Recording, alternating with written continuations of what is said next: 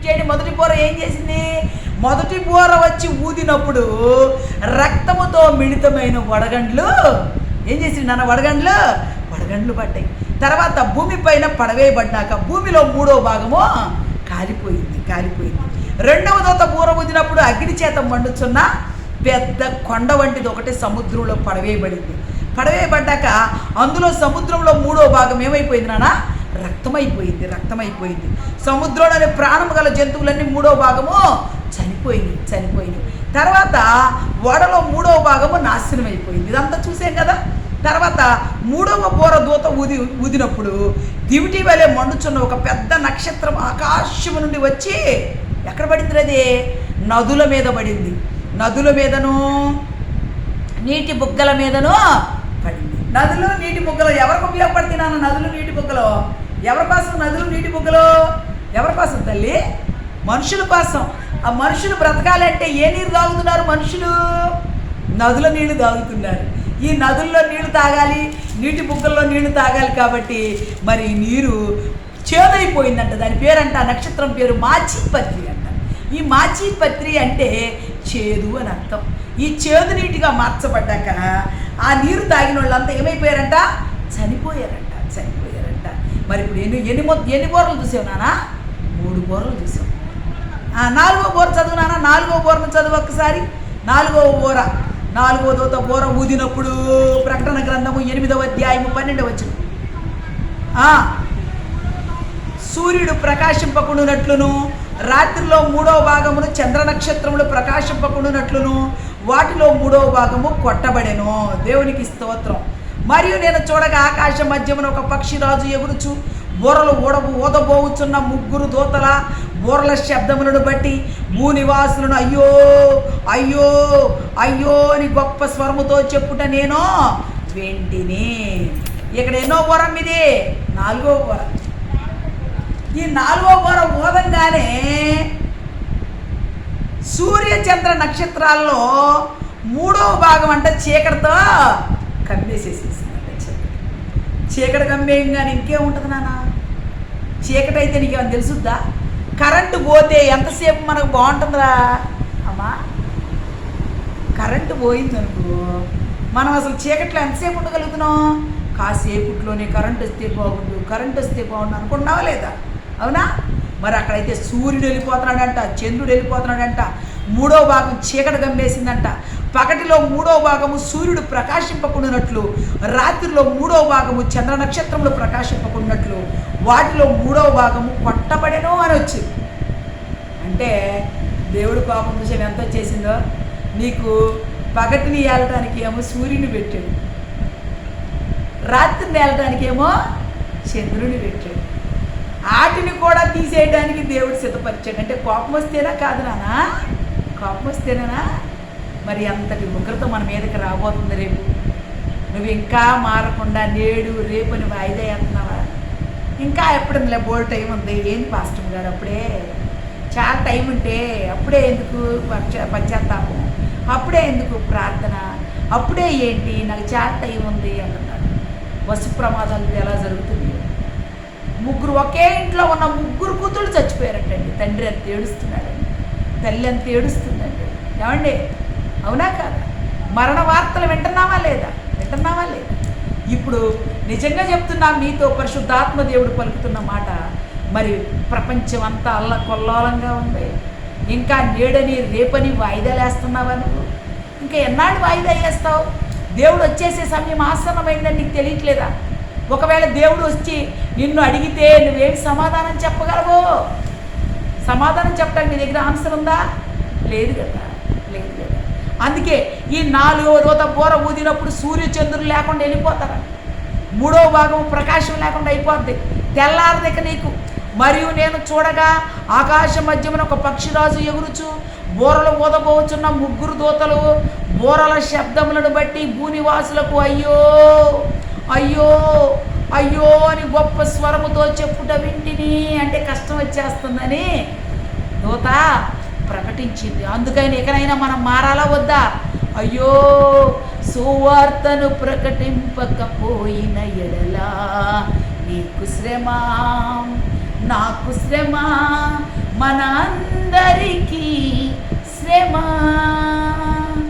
అయ్యో సువార్తను ప్రకటింపకపోయిన ఎడలా నీకు శ్రమ, నాకు శ్రమ, మన అందరికీ శ్రమ. అబ్రహామును పిలుచుకున్నదెందుకు? మరి దేవుడు నిన్ను పిలుస్తుంటే పలకవే? దేవుడు పిలుస్తున్నాడు కదా, నిన్ను పేరు పెట్టి పిలిచాడు. సువార్త ప్రకటించొద్దా? సువార్త ప్రకటించి దేవాలయాలకు మనుషులు నడపొద్దా? దేవుని పని కదా అది. ఆ పని చేయడానికి కూడా నీకు ఎందుకు బద్ధకం వస్తుంది? దేవుని సువార్త ప్రకటించే విషయంలో బద్ధకం ఉండొచ్చా? ఏమా ఉండొచ్చా? కుసేపు కునుకుతా, కుసేపు నిద్రపోతా, ఏమన్నా రేపు చేయొచ్చులే ప్రార్థన, రేపు చదవచ్చులే బైబిల్, రేపు చూడొచ్చులే అని అనుకుంటున్నావా? నేడని రేపని వాయిదాలు వేస్తున్నావా? దేవుడు రాకడది సమీపమని చెప్తా ఉన్నాడు. ఇదిగో 4వ పోరప్పుడు సూర్యుడు లేడు, చంద్రుడు లేడు. అయ్యో అయ్యో శ్రమ వచ్చేసింది, మానవులకి శ్రమ వచ్చేసిందని దేవదూత చెప్తా ఉంది. ఇంకా మనం ఈ శ్రమలన్నీ చూస్తూ ఉంటే మనకి ఇంకా శ్రమలే ఉందిలే, అయ్యేందుకు వస్తేలే అనుకుంటున్నావా? ఇవన్నీ నిజం కాదా? నిజమే, నిజమే. ఈ కష్టాలన్నీ రాబోతున్నాయా లేదా? రాబోతున్నాయండి, రాబోతున్నాయి. మరి మనకు నీళ్ళు లేకుండా పోతాయి అంటే తాగటానికి నీళ్ళు ఉండవండి. రానున్న కాలంలో మరి వచ్చి సముద్రపు చేపలన్నీ చచ్చిపోతాయండి. భూగర్భంలో నీళ్లు చేదైపోతాయండి. సూర్యుడు చంద్రుడు నలుపైపోతారండి. ఇక ఏమీ లేదంట, భూమి మీద ఉంటాకు కూడా ఏమీ అవకాశమో లేదు. మరి బతికొనంగానే దేవుడిని నమ్ముకోవాలా వద్దా? నమ్ముకోవాలా వద్దా? యేసయ్యను అంగీకరించకుండా ఇంకా ఇంకా వాయిదాలు వేస్తున్నావా? ఏంది నాకు 3 దేవతలు అంటున్నారు. ఒక ఆమె అంటుంది, నాకు 3 దేవతలు ఉన్నారంట. ఈ లోక దేవతలంతా ఆయన ముందరా, ఈ లోక దేవతలంతా ఆయన ముందరా సాగిలపడి నమస్కరించి గడగడలాడును. సాగిలపడి నమస్కారం చేస్తే ఈ దేవతలన్నీ యేసయ్య వచ్చిన రోజు. ఆ దేవతలను నమ్ముకొని నువ్వు పరలోకం వెళ్తావా? ఏమ్మా, దేవతలను తీసుకెళ్తాయా నిన్ను? ఈ దేవతలు ఏమి తీసుకెళ్ళవు. పరలోకం ఇచ్చేది పరమ తండ్రి ఒక్కడే. నువ్వు నమ్ముకున్న యేసుక్రీస్తు వారు ఆయన రక్తముతో కడగబడి నీ పాపములన్నీ క్షమించబడి నువ్వు పరిశుద్ధాత్మతో నింపబడితే పరలోకము నీకు కన్ఫర్మ్. జీవగ్రంథంలో పేరు కన్ఫర్మ్. నీ చెడుదనాన్ని విసర్జిస్తే పరలోకం కన్ఫర్మ్. నీకు ఈ లోక భాషలు తీసేసుకుంటే పరలోకం కన్ఫర్మ్. నువ్వు ఈ లోకాశలతో కొట్టుమిట్టాడతా ఇంకా నేడని రేపని మారతాలే మారతాలే మారతాలని ఇంకా నువ్వు ఎదురు చూస్తూ ఉంటే దేవుని సమయం అయిపోద్ది. ఆయన గడియారం ఇప్పటికే ప్రారంభించబడిందంట. దేవుని గడియారం స్టార్ట్ అయిపోయిందంట. ఆయన వస్తా ఉన్నాడంట. వచ్చినప్పుడు ఈ బోర్లు ఊతారంట. ఈ బోర్లు ఇప్పటికే మనం ఎన్ని బోర్లు చూసాం? 4 బోర్లు చూసేసాం. ఇప్పుడు 5వ బోర్లు చూడబోతున్నాం. మరి 4 బోర్లకే భూమి నాశనం అయిపోయింది కదా. ఇక 5వ బోర ఊతే ఏముందో చూద్దాం. చూడండి ఒకసారి 9వ వచనంలో కూడా, ఆకాశము నుండి భూమి మీద రాలిన ఒక నక్షత్రమును చూచితిని.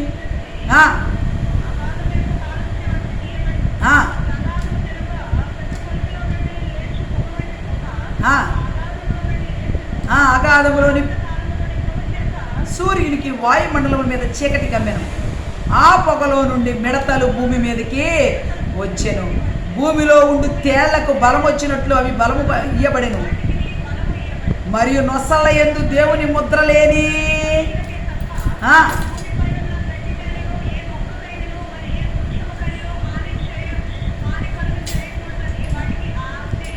మరియు వాటిని చంపుటకు అధికారం ఇవ్వబడలేదు. కానీ 5 నెలల వరకు బాధించుటకు వాటికి అధికారం ఇవ్వబడును.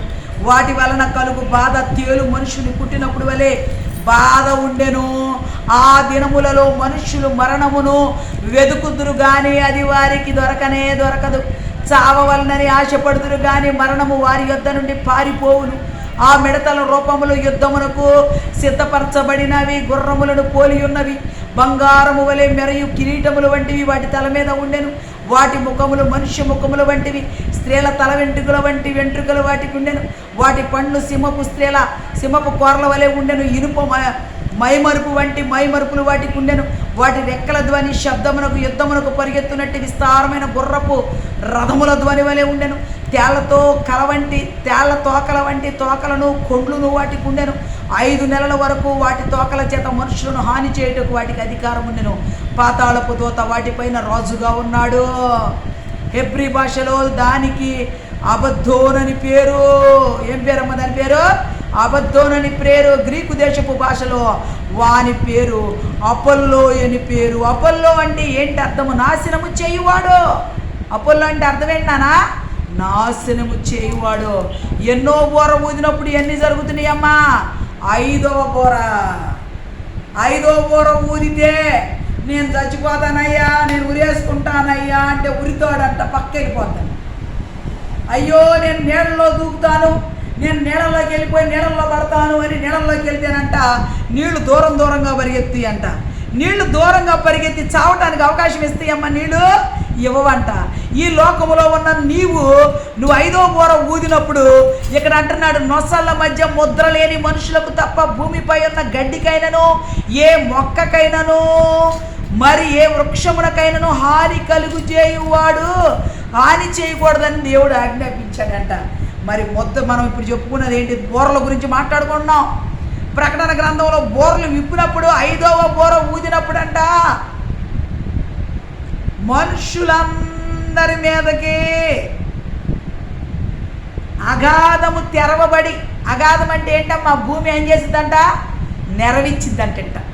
నెరవిచ్చి అంటే భూకంపం వస్తే భూమి బద్దలైపోతుడట. బద్దలైపోయి దానిలోకి అగాధములో నుండి పొగ సూర్యుని వలె వాయుమండలపు చీకటి గమ్మేసిద్దంట. దానిలో నుంచి ఏం బయటకు వచ్చినాయి అంట? మిడతలు బయటకు వచ్చినాయి అంట. ఏం బయటకు వచ్చినాయి నాన్న? మిడతలు. ఈ మిడతలంట మనుషుల్ని బాధించడానికి 5 నెలలు అనుమతి ఇవ్వబడిందంట. వాటికి తేలుకుంటే కొండేలు ఉన్నాయంట. ఈ మిడతకంట తల మీద కిరీటం ఉందంట. ఈ మిడతకంట బుల్లెట్ ప్రూఫ్ ఉందంట. ఇనప కవచం ఉందంట ఒంటి మీద. అవి అంట ఎగురుతుంటే యుద్ధాలు గుర్రాలు వెళ్తున్నప్పుడు టకటకమైన సౌండ్ ఎట్టొచ్చుతో అట్లాంటి సౌండ్ వచ్చిందంటమ్మా. మరి బోర ఎన్నో బోర ఇది ఊదినప్పుడు వచ్చిందమ్మా? ఇదంతా 5వ బోర. అమ్మో ఈ మిడతల బాధ నేను పడలేనమ్మా, నేను చచ్చిపోతానమ్మా, ఏదైనా వేసుకొని చచ్చిపోతానమ్మా అని వెళ్ళి నువ్వు నీళ్ళలో దిగుదాం అనుకుంటే నీళ్ళు అంటే దూరం పారిపోతాయి. అమ్మో నేను మంటలో దిగి చచ్చిపోతానమ్మా అని మంట మీదకి వెళ్తే మంట ఏం చేసిద్దంట? చల్లగా ఆరిపోద్దంట. కొండ మీద నుంచి దూకుదామని చూస్తే కొండ మీద నుంచి దూకినా నీకేమీ అవదంట. ఇంకా చాకు పెట్టి కోసుకుందామంటే చాకు ఎగిరి వెళ్ళిపోద్దంట. ఇక ఇప్పుడు చెప్తున్నా, మీతో చచ్చిపోవడానికి ఏ యంత్రము నీకు సహకారమో ఇవ్వదంట. చచ్చిపోవడానికి అవకాశం వచ్చుద్దా? రాదు. కాబట్టి బిడ్డలారా, దేవుని రాకడ అతి సమీపం. బోర్లు ఊదబడుతున్నాయి. నేడో రేపో యేసయ్య రాకడ.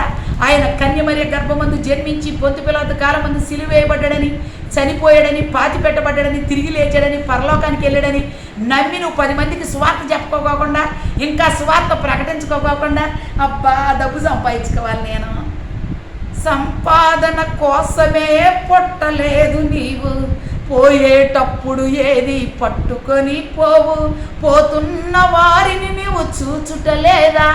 చూస్తలేదా నువ్వంతా? చచ్చిపోయాడు ఏమి ఎత్తుకెళ్తున్నాడండి? ఏమన్నా ఎత్తుకెళ్తున్నాడా? 15 లక్షల కోట్లు ఉన్నాయంట. ఒక ఆయన 15 లక్షల కోట్లు ఉన్నవాడు చచ్చిపోయాడు అంటండి. ఎన్ని కోట్లు ఎత్తుకెళ్ళాడండి? ఎత్తుకెళ్ళడా? ఎత్తుకెళ్ళా. అన్ని భూమి మీద ఉంచబడ్డాయి. దేవుని గట్టిగా స్తోత్రం చెప్పండి అందరూ గట్టిగా. హల్లెలూయా, హల్లెలూయా. మనం డబ్బేమి ఎత్తుకెళ్ళాం. ముందు మనం బుద్ధిని సరి చేసుకోవాలి. దేవుడు చూస్తున్నాడని జాగ్రత్త పడాలి. ఈ భూమి మీద ఉన్నప్పుడు దేవుడు పని చేయాలి. నువ్వు భూమి మీద పుట్టింది ఎందుకు అంటే దేవుడు పని చేయడానికి పుట్టావండి. అసలు ఆ పని చేయకోకుండా పిచ్చి పిచ్చి పనులని చేస్తావేంటి? దేవుడి పని అంటే ఏంటి? ఆశామాషగా ఉందా నీకు? మార్క్స్ వార్త 16వ అధ్యాయం 16వ వచనంలో అంటున్నాడు కదా, సర్వ సృష్టికి వెళ్ళి నువ్వు సువార్తని ప్రకటించి అందరిని నా శిష్యులుగా మార్చు అన్నాడు. నువ్వు భూమి మీద ఉన్నప్పుడు ఎంతమందిని మార్చా? కనీసం నీ భర్తను మార్చుకున్నావా? నీ భార్యను మార్చుకున్నావా? నీ పిల్లలు మార్చుకున్నావా? నీ కుటుంబాన్ని సరి చేసుకున్నావా? మరి నువ్వు ప్రకటన అంటే ఆ స్వార్థ ప్రకటించడం అంటే అదే కదా. నీ ఇంట్లో వాళ్ళని మార్చుకోవాలి కదా. ముందు నీ కుటుంబాన్ని సరిదిద్దుకోలేదు కదా. నీ కుటుంబాన్ని సరి చేసుకోవాలి కదా. మరి లూదియా అనే పిల్ల పౌలు గారు వాక్యం చెబుతున్నానంట గోడ మీద కూర్చున్నాను. గోడ మీద కూర్చుని ఆ తుయతర పట్టణంలోనంట చక్కగానంట ఓదారంగు పొడముకుంటూ తిరుగుతుందంట. ఈ ఓదారంగు పొడముతో తిరిగే అమ్మాయికి ఆ ఓదారంగు పొడముతో ఎందుకో వాక్యం వినాలనిపించిందంట. ఎన్నడూ దేవుని వాక్యం వినారు కదండి. ఆ వినారు కదా అమ్మాయి ఏం చేసింది? ఆ చక్క గోడ మీద కూర్చొని పౌలు గారి వాక్యం వింటుందండి. వింటా ఉండగానే హృదయం ఏమైందంట? తెరవబడిందంట. తెరవబడయ్యా, ఇదేదో బాగుందయ్యా, ఈ సువార్త చాలా బాగుందయ్యా, నాతో పాటు నా ఇంటిని కూడా రక్షించుకుంటానయ్యా, నా ఇంటికి రాయ్యా, నా బిడ్డలందరూ మారుద్దుగాని రాయ్యా అని ఇంటికి తీసుకెళ్ళిందా లేదా? తీసుకెళ్ళిందా లూదియా? తీసుకెళ్ళి తనేగాక తన కుటుంబాన్ని కూడా మార్చుకుందా లేదా? మార్చుకుందే. మరి నువ్వు ఒక్కదానివే పరలోకం వెళ్ళాలని కోరుకుంటున్నావా? నువ్వు ఒక్కడే పరలోకం వెళ్ళాలని కోరుకుంటున్నావా? ఇప్పుడు వర్తన బాబు చచ్చిపోయేటట్టున్నాడండి, ఐసీలో ఉన్నాడంట, ముక్కుకి ట్యూబులు పెట్టారంట, అన్నీ పెట్టారంట, మెతుకు బాటలేదంట, డాక్టర్లు గ్యారంటీ లేవన్నారంట, కిడ్నీ మార్చాలంటే 10 లక్షలు కట్టమన్నారంట. ఇప్పుడు మనందరం సంఘంలో వచ్చిన సమస్య ఇది. మనం దీనికోసం ప్రార్థన చేయాలా వద్దా? ఒక ఆత్మ నశించిపోతుందే. మనం ఉపవాస ప్రార్థన, ఈ 7 గంటల ప్రార్థన ఎందుకు పెట్టుకున్నాం? ప్రాణం మీదకి వచ్చిన వాళ్ళని, ప్రాణాపాయంలో ఉన్న వాళ్ళు ఎవరి బిడ్డలు సాతాను మింగేయాలని చూస్తుంటే వాళ్ళని రక్షించడానికి మనం ప్రార్థన చేయాలా వద్దా? నైజీరియా పట్టణం కోసం ప్రార్థన చేయమని దేవుడు చెప్పాడని మీకు చెబుతున్నానుగా నేను. దేవుడు చెప్పాడా? నాకు అర్థం కావట్లేదని. అమ్మా నైజీరియా కోసం ప్రార్థన చేయమ్మా అంటే రోజు చేస్తున్నానుగా. ఎప్పుడు ప్రార్థన మొదలుపెట్టినా నైజీరియా కోసం ఎత్తకుండా ఇంట్లో నేను ఈ నైజీరియా అనే దాని మీద దేవా నీ న్యాయం ప్రకటించు, తొందరగా బతికించయ్యా, చచ్చిపోతున్నారు, 18,000 చర్చలు అయిపోయినాయి అయ్యా అని చెబితే నేను ట్రంప్ ప్రకటించాడంట, నైజీరియా మీద చెయ్యి వేస్తే ఇస్లామిక్ యూనియన్ని నాశనం చేసేస్తానని ట్రంపులు లేపాడు దేవుడు. ట్రంప్తో మాట్లాడాడంటే దేవుడు కల్లా, ఏ ట్రంప్ లే, నా బిడ్డలు నాశనం చేస్తే నేను చూస్తా ఊరుకున్నావు, నైజీరియన్స్ని సేవ్ చేయి అన్నాడు.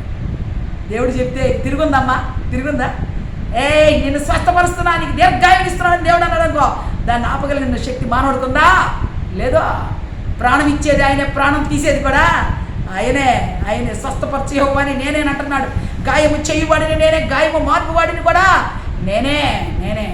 నేను తప్ప వేరొక దేవుడు నీకు ఉండకూడదు. లోకంలో దేని వైపు నీ చేతులు మొక్కకూడదు, ఈ లోకంలో వాటి వైపు నీ కన్నులు పరిగెత్తకూడదు. చూసిన వాటి వైపు నీ కన్నులు పరిగెత్తి పాప ఊపిలోకి వెళ్ళావా ఆయన కృపను కోల్పోతావు, జాగ్రత్త. దేవుడు నేడు రేపు వస్తున్నాడు. వచ్చే టయానికి సిద్ధపడగలిగిన బుద్ధిగల కన్యకల వల్లే ఉండాలా వద్దా? లేరండి ఎవరు బుద్ధిగల కన్యకల వల్లే. కాసేపట్టు కాసేపు చల్లగానైన ఉండు, వెచ్చగానైన ఉండు, నువ్వు వెచ్చని స్థితి ఏల సోదరి. నిజంగానే చల్లగా లేరు, వెచ్చగా లేరు. నా నోటి నుండి ఉమ్మి వేయను ఉద్దేశించాను నోటిని చూసేస్తే చచ్చిపోతాం మనం, ఇక ఉండము భూమి మీద. చల్లగా లేకుండా ఎచ్చగా లేకుండా మధ్యస్థంగా డ్రామాలు వేస్తారా? ప్రార్థన చేస్తూ ఉంటే లీలమ్మ గారు ఏంటో నోట్లో నుంచి అని ఊసారు, ఏంటో మరి నాకు తెలియదు. దర్శనం నోట్లో నుంచి అని ఊసారు, ఏంటది? ఎందుకు ఊసిందయ్యా లీలమ్మ అంటే? ఏంటయ్యా ఎందుకు ఊసిందయ్యా? ఏంటయ్యా ఏమన్నా జలుబు చేసిందా, ఏమన్నా కాళ్ళకి ఇచ్చిందా, ఏమన్నా ఉమ్ము వచ్చిందా, ఏందయ్యా? ఏమి రాని బాకని ప్రార్థన చేస్తాను. చేయాలా వద్దా? దేవుడు చూపించే దర్శనాలను బట్టి మనం ఏది కనపడితే అది దాన్ని బట్టి ప్రార్థన చేయాలా లేదా? అవినాష్ మీదకు ఒక కుక్క వచ్చి మీద ఒక దూకపోతాం, ప్రార్థన చేయాలా వద్దా? సాతాన్ని ఎలగొట్టయ్యా, పిల్లల్ని కాపాడయ్యా, దురాత్మ నుంచి ద్వారద్రోలయ్యా, దురాత్మను విడిపించాయా అనాలా లేదా? అనాలి. నీ ప్రార్థన బలమైందైతే, నువ్వు దేవుని బిడ్డవైతే అనేకుల కోసం మొరపెడతావండి. నువ్వు మొరాపేసేసేసి వ్యర్థమైన వాటికి చూస్తావా? లోకం వైపు చూస్తావా? ఇంకా చాలామంది నిద్రపోతున్నారు, మనమేం ప్రార్థన చేస్తాం. టైం 3 అవ్వతుంది, మనం ఇప్పుడు పొద్దున మొదలేసాం చేస్తానున్నాం. దేవుడు మనం చూశాడా చూడలేదండి లీలమ్మ గారు? చూశాడా లేదా? ఏమండి చూశాడుగా, మనల్ని చూస్తున్నాడు ఆయన పరలోకంలో నుండి.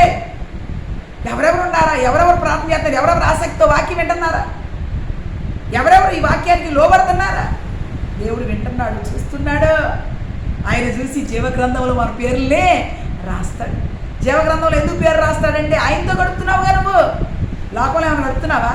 లోక విషయాలు ఏమైనా మాట్లాడుతున్నావా? లేవు కదా. దేవుల్లో ఉన్న బిడ్డలంటే ఆయనకు భలే ఇష్టం. దేవుని మాటలు మాట్లాడుకుంటాం ఆయనకి ఇష్టం. దేవుని స్వార్థ వింటున్నావంటే ఇంకా ఇష్టం. లూది అనే స్త్రీని దేవుడు రక్షించినట్టుగా నిన్ను నీ కుటుంబాన్ని కూడా దేవుడు రక్షిస్తాడు ఈ వాక్యం వింటా ఉంటే. మరి ఇప్పుడు వింటున్నాను, నీవు ముద్ర 5వ ముద్రను చూసావమ్మా. ఇప్పుడు 6వ ముద్ర చూద్దాం, చదవండి. 6వ ముద్ర కూడా చదవండి. 9వ అధ్యాయం ప్రకటన గ్రంథము 9వ అధ్యాయము 13వ వచనం. 6వ ముద్ర 13వ వచనం. 6వ దూత బూర ఊదినప్పుడు దేవుని ఎదుట ఉన్న సువర్ణ బలిపీఠము యొక్క కొమ్ముల నుండి ఒక స్వరము యూఫ్రటీసు అని మహానది యొద్ద బంధింపబడి ఉన్న 4 దూతలను వదిలిపెట్టుమని బోర పట్టుకొని ఉన్న ఆ 6వ దూతతో చెప్పుట వింటిని. మనుషులలో 3వ భాగమును సంహరించవలనని అదే సంవత్సరమున అదే నెలలో అదే దినమున అదే గంటకు సిద్ధపరచబడి ఉండిన ఆ 4 దూతలు వదిలిపెట్టబడి గుర్రపు రౌతులపై సైన్యముల లెక్క 20 కోట్లు, వారి లెక్క ఎంత అని నేను వింటిని. మరియు నాకు కలిగిన దర్శనమందు ఇలాగు చూచితిని, ఆ గుర్రములకును వాటి మీద కూర్చుండి ఉన్న వారికి నిప్పువలే ఎరుపు వర్ణము, నీలవర్ణము, గంధవర్ణముల మైమరుపులుండెను. ఆ గుర్రముల తలలు సింహపు తలల వంటివి, వాటి నోళ్లలో నుండి అగ్ని ధూమ గంధములు బయలువెడలుచుండెను. ఈ 3 దెబ్బల చేత అనగా నేటి నీళ్లలో నుండి బయలువెడలుచున్న అగ్ని ధూమ గంధకముల చేత మనుషుల్లో 3వ భాగము చంపబడెను. ఈ 6వ బోర ఓదంగానే మనుషులు చచ్చిపోతారే కదా.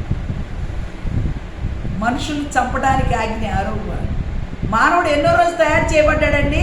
సృష్టిని తయారు చేసినప్పుడు దేవుడు 6వ రోజున దేవుడు మనుషుని తయారు చేశాడు. మరి 6వ బోర ఊదినప్పుడు ఇక్కడ ఏం జరుగుతుంది? మనుషుల్ని సంహరిస్తున్నాడు దేవుడు. మనుషులు నాశనం అయిపోతున్నారు 6వ బోర. ఈ 6వ బోర ఊదటమే మనుషులందరూ పతనమైపోతున్నారండి. దేవుడు 6వ రోజున మనిషిని చేశాడు, ప్రేమతో చేసుకున్నాడు. ఆయన రూపంలో ఆయనలాగా తయారు చేసుకున్నాడు. మరి ఇక్కడ 6వ బోర ఊది ఆ రోజునే మనుషులందరినీ సంహరించవల్లని ఆజ్ఞాపించాడంట. దేవునికి మహిమ కలుగును గాక. నిజం చెప్పాలంటే 6వ బోర ఊదినప్పుడు భూమి మీదంట గంధకాలు కురిపిస్తాడంట. భూమి మీద మనుషులు బ్రతకడానికి ఇంక అధికారమే లేకుండా పోయిందంట. మానవుల హస్తకృత్యాలనే విగ్రహాలను పూజిస్తా ఉన్న వాళ్ళందరూ మారు మనసు పొందలేదు కాబట్టి వాళ్ళందరూ చంపబడుతున్నారు. నరహత్యలు చేసినట్టు, వ్యభిచారం చేసినట్టు, దొంగతనం చేసినట్టు అందరినీ చంపేస్తాడంట దేవుడు. అప్పుడు దేవుడి తీర్పు వచ్చింది. ఇప్పుడు కృపాకాలంలో ఉన్నాం. ప్రకటన తీర్పు బోర్ల వదటం ప్రారంభించబడితే ఇక మనిషి జీవితానికి గడియలు లేవు, సమయము లేదు. అబ్బా వాక్యం చెబితే బాగుండి విన్నాం, బాప్తిస్మం ఎవరు నిత్య బాగుండి తీసుకుందామంటే ఇచ్చేవాళ్ళు ఉంటారా? సువార్త చెప్పేవాళ్ళు ఉంటారండి? సువార్త విన్నామన్నా దొరకదండి. దొరుకుద్దా సువార్త? దొరకదు. ఎందుకంటే పరిశుద్ధులు వెళ్ళిపోయారు. మొదటి ముద్ర విప్పినప్పుడే పరిశుద్ధులందరినీ తీసుకుని వెళ్ళిపోయాడు, పైకి తీసుకెళ్ళిపోయాడు. మీకు సువార్త ప్రకటించేవాళ్ళు దొరకరేక బోధించాలయ్యా, నాకు వాక్యం చెప్పయ్యా అంటే చెప్పేవాళ్ళు ఉన్నారా?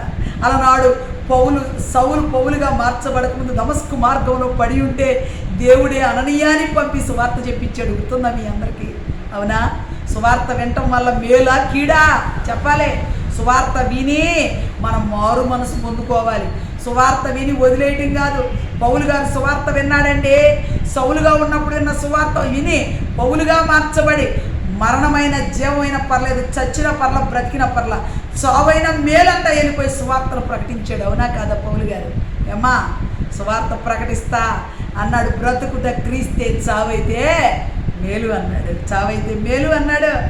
మరణం మీదకి వచ్చిన ఎన్ని ఇబ్బందులు పెట్టారండి. అయినా ఎక్కడైనా కుంగిపోయాడండి? కుంగిపోలేదు. రంపాలతో కోసారు, ఏమన్నా ప్రమాదం వచ్చింది ఆయనకి? ఏం లేదు. శిరచ్ఛేదనం చేశారు, ఏమన్నా లేదు. అన్నిటి విషయాల్లో ఓర్చుకొని దేవుని కోసం అంత సాక్షిగా మార్చబడి వెళ్ళిపోయాడు. మరి సువార్త కోసం కొద్దిగా కష్టపడుతున్నావా? గట్టిగా దేవునికి స్తోత్రం. హల్లెలూయా. ముద్రలు ఇన్ని ఇప్పబడ్డాయి. ఆ ముద్రలు చుట్టం అయిపోయింది. బోరలు వదటం చూసాం. 7వ బోరలోకి వచ్చేస్తున్నా చూడండి. 7వ బోర కోసం చూడండమ్మా.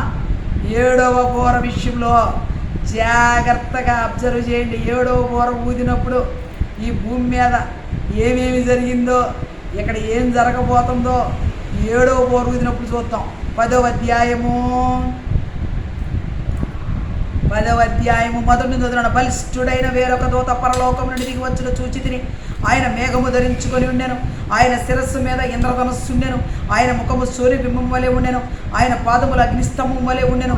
ఆయన చేతిలో విప్పబడి ఉన్న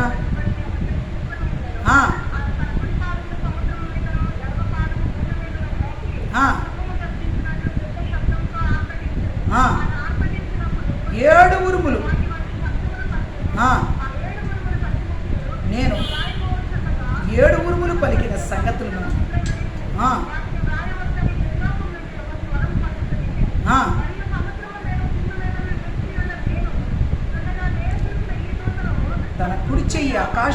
ఎత్తి వాటిని, భూమిని, సముద్రమును అందులో ఉన్న వాటిని సృష్టించి యుగ యుగములు జీవించుతున్న వాని తోడు ఒట్టు పెట్టుకొని ఆ, ఆ, ఆ, ఆ. దేవునికి స్తోత్రం చెప్పు గట్టిగా. హల్లెలూయా. 7వ దూతకి ఏమీ లేదు, ఇక సమాప్తం. భూమి ఏమైపోయిందా? సమాప్తం. ఆది కాండంలో ఏమన్నాడు? భూమిని దేవుడే తయారు చేశాడు. తయారు చేసి సూర్యుడిని చంద్రుని పెట్టాడు, సముద్రాన్ని పుట్టించాడు, ఆకాశ పక్షులు అన్నిటినీ పుట్టించాడు, జీవవృక్షాలు అన్నిటిని వృక్షాలను పుట్టించాడు, అన్నిటిని పుట్టించాడు. మనిషిని తయారు చేసుకున్నాడు. అన్నిటినీ పెట్టి దేవుడు ఏలమని ఆదాముకు అప్పచెప్పాడు. మరి నేడు ఏం చేస్తున్నాడు? ప్రకటన గ్రంథం వచ్చేసరికి ఇలా దేవుడు కోపం వచ్చి అన్నిటినీ నాశనము చేసేసాడు. ఈ అమ్మ బోర్లు విన్నారు కదా? 7 బోర్ల యొక్క మర్మాలు విన్నారు. దేవుడు మిమ్మల్ని దీవించి ఆశీర్వదించునుగా.